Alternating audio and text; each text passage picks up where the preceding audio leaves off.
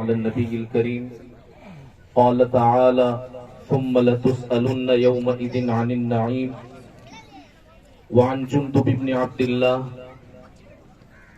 قال: كنا مع النبي صلى الله عليه وسلم ونحن فتيان حزابرة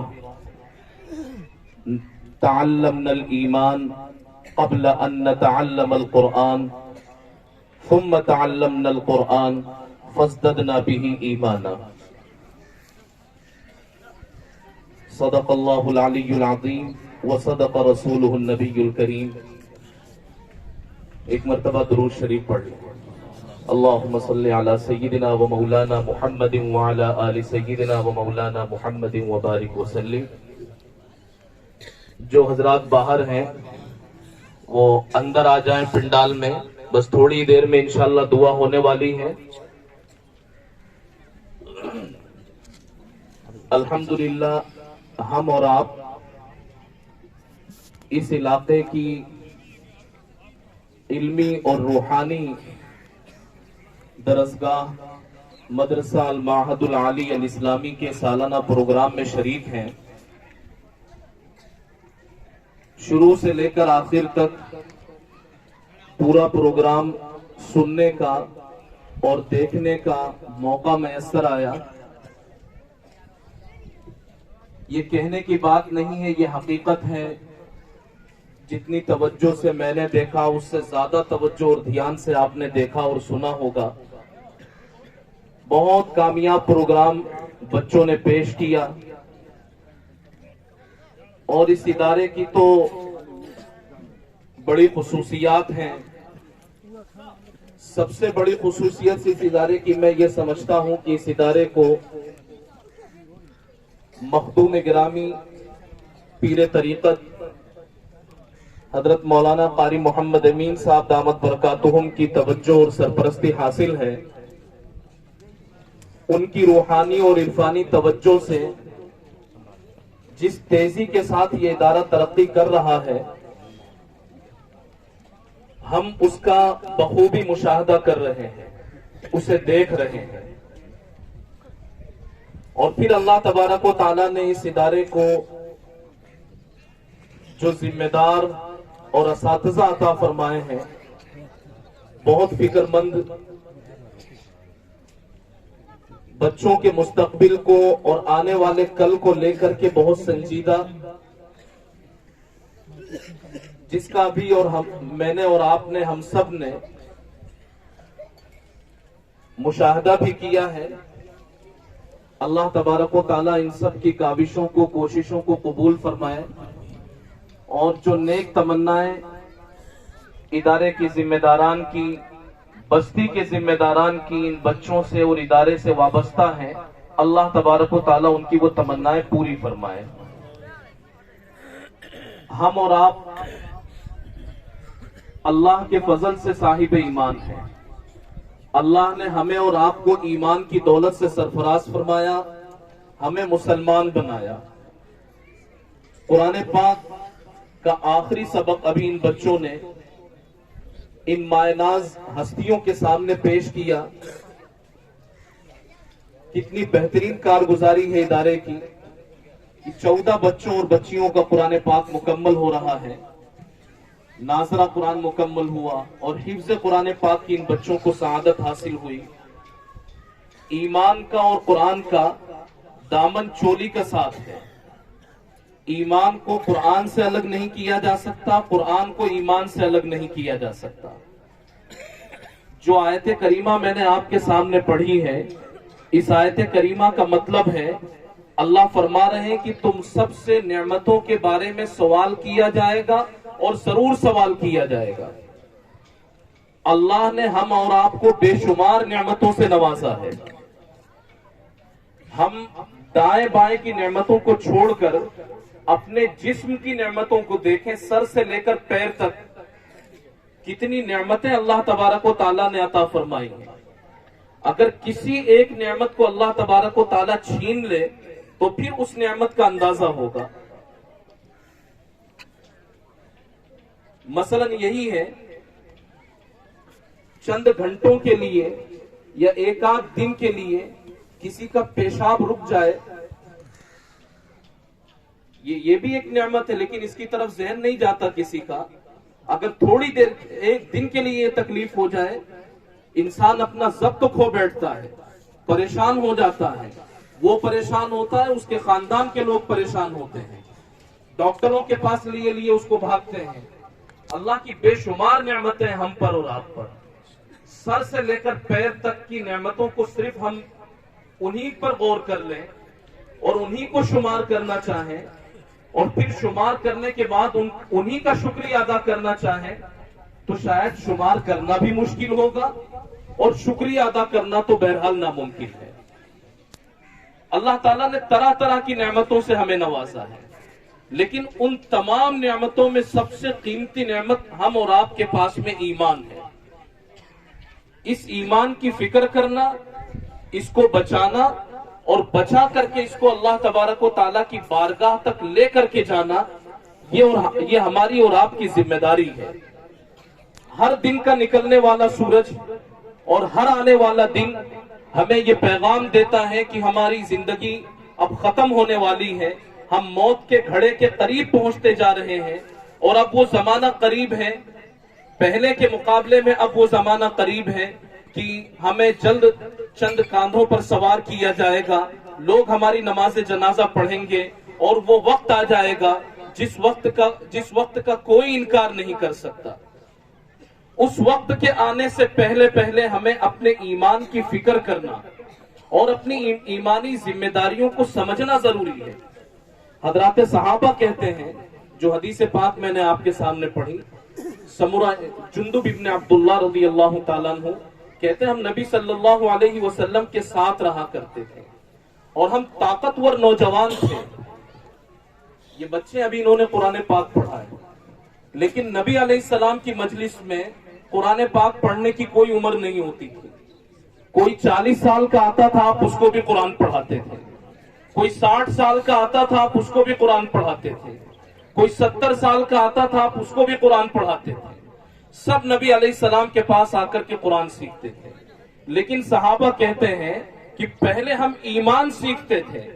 जब नबी अलैहिस्सलाम की महफिल में जाते, आप अलैहिस्सलाम का सामना होता, तो सबसे पहले हमारे और आपके प्यारे आका जनाब रसूलुल्लाह सल्लल्लाहु अलैहि वसल्लम, एक बात पर ध्यान दें, जब भी प्यारे आका जनाब रसूलुल्लाह सल्लल्लाहु अलैहि वसल्लम का नाम आए तो दुरूद पढ़ें, और नहीं तो सल्लल्लाहु अलैहि वसल्लम तो जरूर कहें। ये भी छोटा सा एक दुरूद है। तो हमारे और आपके आका जनाब रसूलुल्लाह सल्लल्लाहु अलैहि वसल्लम उन आने वालों को सबसे पहले ईमान सिखाया करते थे। अभी जो मैंने हदीस आपके सामने पढ़ी, उसमें सहाबी यही कहते हैं, तअल्लमनल ईमान क़ब्ल अन नतअल्लमल कुरान। कुरान सीखने से पहले हम ईमान सीखा करते थे। तो ईमान में नबी अलैहिस्सलाम क्या सिखाते थे उनको? अल्लाह की मोहब्बत सिखाते थे, और उन्हें नबी अलैहिस्सलातु वस्सलाम ये सोच देते थे और ये तसव्वुर दिया करते थे, और उनके दिलों में इस बात को जमाते थे कि जो होता है अल्लाह से होता है।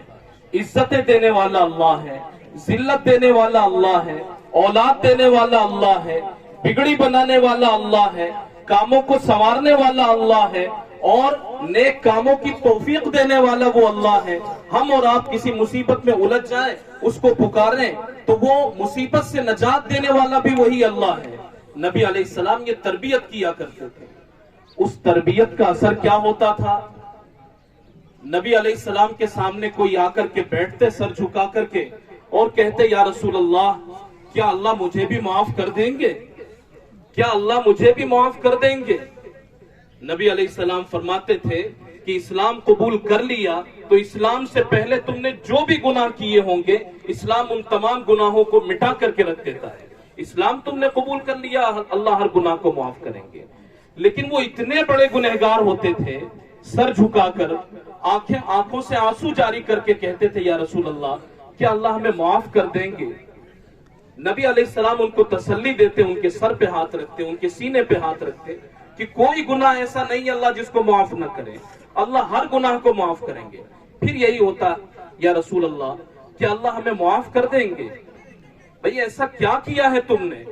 یا رسول اللہ میرے یہ ہاتھ ہیں، ان ہاتھوں سے میں نے اپنی پیاری بچی کو، اپنی بیٹی کو، اللہ نے مجھے ایک بیٹی دی تھی، ایک لخت جگر اور ایک جگر کا ٹکڑا مجھے عطا کیا تھا، لیکن میری حیوانیت اور میرا اندر کا شیطان ایسا جاگا ہوا تھا، بچیوں سے مجھے نفرت تھی، میں اپنے ہاتھ سے گڑھا کھودتا تھا، قبر کھودتا تھا، اور اپنی 1 2 3 نہ جانے کتنی بچیوں کو میں نے اپنے ہاتھ سے زندہ زمین میں گاڑ دیا ہے۔ کیا اللہ اس کو بھی معاف کر دیں گے؟ کیا اللہ اس کو بھی معاف کر دیں گے؟ نبی علیہ السلام ان کے سینے پہ ہاتھ پھیرتے اور کہتے کہ اللہ ہر گناہ کو معاف کریں گے۔ ایمان سکھانے کا مطلب یہ تھا کہ نبی علیہ السلام امت کو اللہ سے جوڑتے تھے۔ تو ہمیں اور آپ کو یہ یقین رکھنا چاہیے کہ ہم اللہ سے جڑیں گے، اللہ ہمیں معاف بھی کریں گے، اور معاف کرنے کے ساتھ ساتھ اللہ ہم اور آپ کو عزت دینے کا فیصلہ بھی کریں گے۔ کوئی اور آتے تھے کہ یا رسول اللہ کیا اللہ مجھے معاف کر دیں گے؟ کیا گناہ ہوا ہے تم سے؟ وہ بتلاتے تھے کہ یا رسول اللہ ہم نے شراب اتنی پی، نشہ ہم نے اتنا کیا۔ آپ علیہ السلام ان کو بھی تسلی دیتے تھے کہ اللہ بڑے ہیں، اللہ کی رحمت بڑی ہے، اللہ ہر گناہ کو معاف کر دیں گے۔ تو نبی علیہ السلام پہلے ایمان سکھایا کرتے تھے۔ ہمیں اللہ تبارک و تعالیٰ کی ذات سے جڑنا ہے اور اللہ کی خوشی کے لیے ہر وہ کام کرنا ہے جس سے وہ خوش ہوتا ہو، اور جس سے اللہ ناراض ہوتا ہو ہمیں ان تمام کاموں کو آج ہی سے چھوڑنے کی کوشش کرنی ہے۔ ہم اپنی زندگی کی فکر کریں۔ ہم نبی علیہ السلام کے نام لیوا ہیں، ہم نبی علیہ السلام کے نام لیوا ہیں۔ ہماری زندگی میں سنتیں کتنی ہیں، ہم سنتوں سے کتنی محبت کرتے ہیں، نمازوں کی ہماری کتنی پابندی ہے، ہم مسجد کے کتنے پابند ہیں، اور دوسرے مقامات پر ہم سنت کا کتنا خیال رکھتے ہیں۔ اللہ نے ہمیں جو اولاد کی نعمت دی ہے، یہ اولاد کی نعمت کاش کہ ان سے پوچھیں جو ان نعمتوں سے محروم ہیں، یا جن کو اللہ تبارک و تعالیٰ نے یہ نعمت دی تھی اور نعمت ان سے واپس لے لی، ان سے پوچھیں اولاد کتنی بڑی نعمت ہے۔ تو اللہ تبارک و تعالیٰ نے جو اولاد کی نعمت عطا فرمائی ہے، نبی علیہ السلام کی سنتوں کو ملحوظ رکھ کر ہم اپنے بچوں کی کتنی تربیت کرتے ہیں اور کیسی تربیت کرتے ہیں۔ سب کچھ سکھا دیا ہم نے اپنے بچوں کو، سب کچھ سکھا دیا، 10ویں پاس کروا دی، 12ویں پاس کروا دی۔ میں یہ کہتا ہوں کہ آج کے دور میں 10ویں اور 12ویں کا کوئی مطلب ہی نہیں ہے۔ اس سے زیادہ کی جب تک تعلیم ہمارے بچوں کے پاس میں نہیں ہوگی، ہم اپنی قوم کو مضبوط نہیں کر پائیں گے۔ اس سے زیادہ کی تعلیم دلوانی ضروری ہے، بڑی ڈگریاں دلوائیں، ماسٹر ڈگریوں تک اپنے بچوں کو پہنچائیں، پی ایچ ڈی ڈگریوں تک اپنے بچوں کو پہنچائیں، لیکن اس کے ساتھ ساتھ اپنے بچوں کو درد دل ضرور دیں کہ جب بیمار ہو جائیں آپ، تو آپ کی بیماری کے وقت میں یہی آپ کے معصوم یہ آپ کو ہاسپٹل لے کر کے جانے کے ساتھ ساتھ اس کی بھی کوشش کریں کہ کہیں کونے میں ایک مصلی بچھا کر کے اور اللہ تبارک و تعالیٰ کے سامنے سر جھکا کر کے بھیک مانگنا شروع کر دیں کہ اللہ میں اپنے باپ کی صحت کی بھیک مانگتا ہوں آپ سے، اللہ میرا باپ بیمار ہے، میرے باپ کو ٹھیک کر دی۔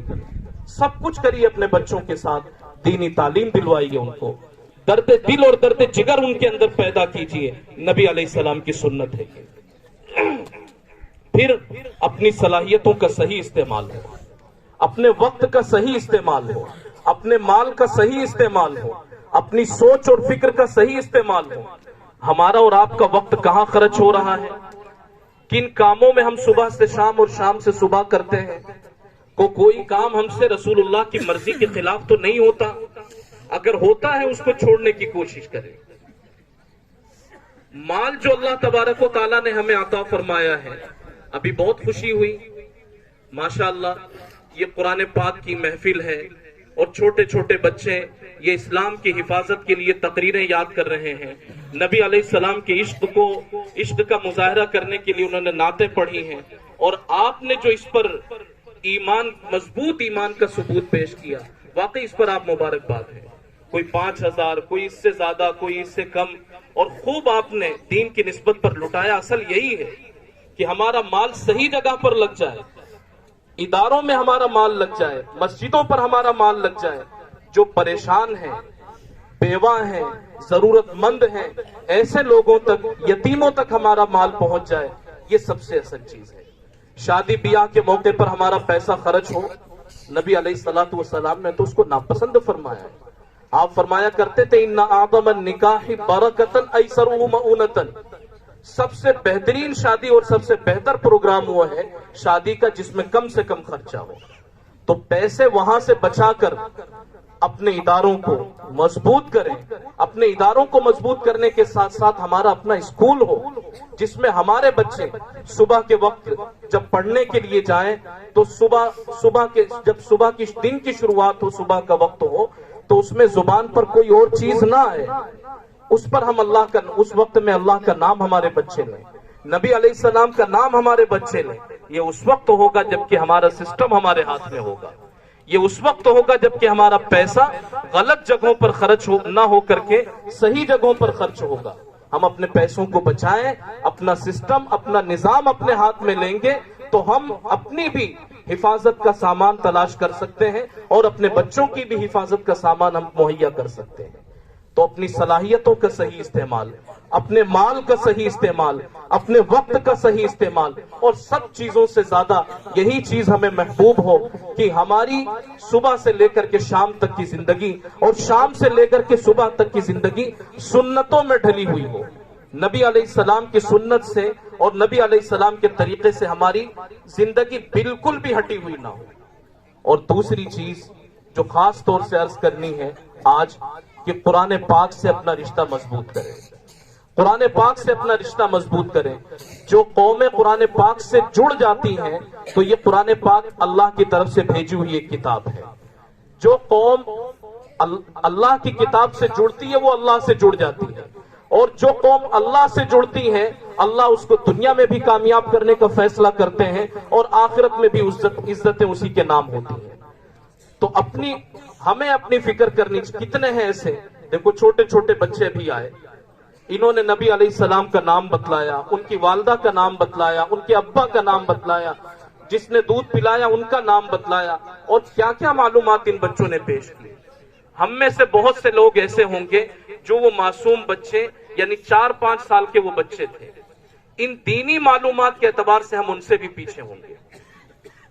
ہم میں سے بہت سے ایسے ہوں گے، لیکن مایوس ہونے کی ضرورت نہیں ہے. یہ بھی صحابہ کی سنت ہے. صحابہ بچپن میں نہیں گئے تھے، تو چند صحابہ تھے جو چھوٹے چھوٹے تھے اور نبی علیہ السلام کے پاس میں جاتے تھے. صحابہ سب بڑی عمروں میں دین سیکھتے تھے.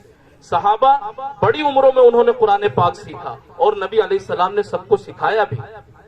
آپ قرآن پاک سیکھنے کی کوشش کریں، فکر کریں. اللہ وہ اسباب بنائیں گے اور اللہ وہ طریقے اور وہ راستے کھول دیں گے کہ قرآن پاک پڑھنا بھی، سیکھنا بھی اور اس پر عمل کرنا بھی سب ہمارے لیے بھی اور آپ کے لیے، سب کے لیے آسان ہو جائے گا. اور ایک بات کہ قرآن پاک اگر پڑھنے کی کوئی کوشش کرتا ہے، عمر اس کی زیادہ ہو گئی ہو، 50 سال کا ہے کوئی، 60 سال کا ہے کوئی، 40 سال کا ہے، اس نے قرآن اب تک پڑھا نہیں، اب قرآن پڑھنا چاہتا ہے، وہ قرآن پڑھتے ہوئے اس کو بڑی تکلیف ہوتی ہے.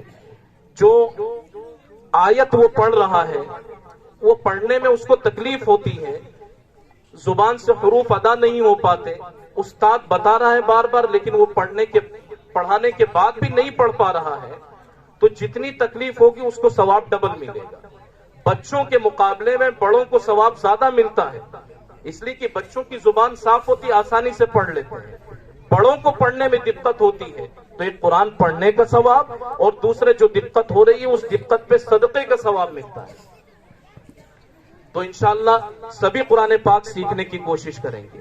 ایک تو قرآن پاک سیکھیں بھی اور پھر اس قرآن پاک پر عمل کی بھی کوشش کریں، اس لیے کہ ہماری اور آپ کی کامیابی اسی میں ہے کہ ہم نبی صلی اللہ علیہ وسلم اور آپ کا لایا ہوا یہ دین اور آپ کا لایا ہوا یہ قرآن اور اللہ تبارک و تعالی ان سب کو ہم اپنے اور ان کے طریقوں کو اپنے گلوں سے لگا لیں، اپنے سینے سے لگا لیں. اسی میں ہماری اور آپ کی کامیابی ہے. اللہ تبارک و تعالی ہمیں ایمانی اعتبار سے اور ہر اعتبار سے مضبوطی نصیب فرمائے.